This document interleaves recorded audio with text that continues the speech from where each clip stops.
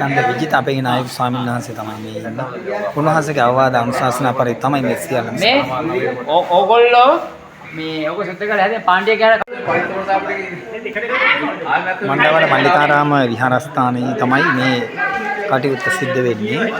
කමන්නේ අද දවසේදී මේක වෙනම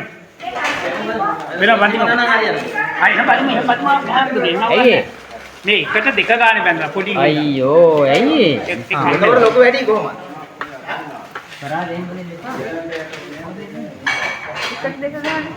මේ කොලේ එක ආපු තව කොලේකට බඳින්න නේද එහෙම කරමු. සාමාන්‍යයෙන් නේ තමයි. ආදි යාගත්ත මං කිව්වනේ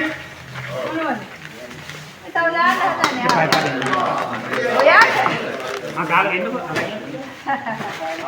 මල්ලි මේක බඳින්න. අනේ මල්ලිකාරාම විහාරස්ථාන. මම තව දෙකක් තියෙනවානේ ආයෙත් ගොතන්න.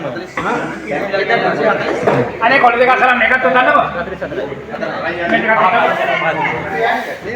මේ පොඩි එකක් මොනවද සුදු කොළ නැද්ද